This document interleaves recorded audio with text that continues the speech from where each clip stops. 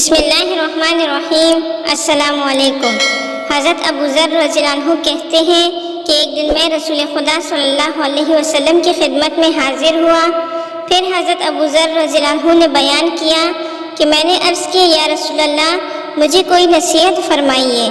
آپ صلی اللہ علیہ وسلم نے فرمایا موتی نمبر 1، میں تم کو اللہ سے ڈرنے کی نصیحت کرتا ہوں کیونکہ تقویٰ تمہارے تمام دینی و دنیاوی امور و اعمال کو بہت زیادہ زینت و آرائش بخشنے والا ہے۔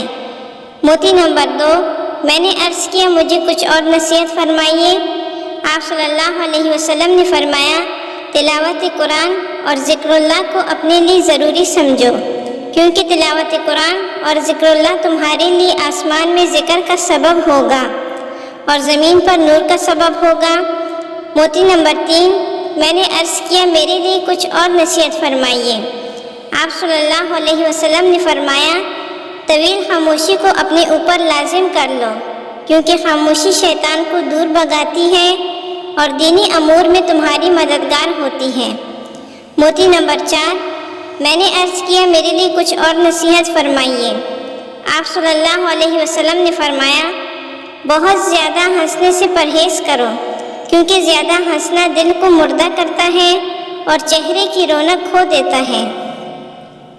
موتی نمبر 5، میں نے عرض کیا میرے لیے کچھ اور نصیحت فرمائیے۔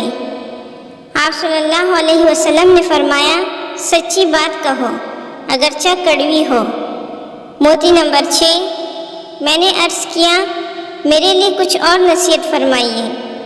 آپ صلی اللہ علیہ وسلم نے فرمایا خدا کے دین اور خدا کے پیغام کو ظاہر کرنے اور اس کی تائید و تقویت میں کسی ملامت کرنے والے کی ملامت سے نہ ڈرو۔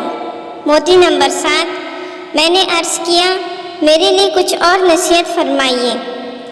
آپ صلی اللہ علیہ وسلم نے فرمایا وہ چیز تمہیں لوگوں کے عیوب ظاہر کرنے سے روکے جس کو تم اپنے بارے میں جانتے ہو، یعنی جب تمہیں کسی کے عیب کا خیال آئے تو فوراً اپنے عیوب کی طرف دیکھو اور سوچو کہ خود میری ذات میں عیب ہے، دوسرے کے عیوب بیان کرنے سے کیا فائدہ، اور ساتھ ہی ہمارے چینل کو سبسکرائب کریں۔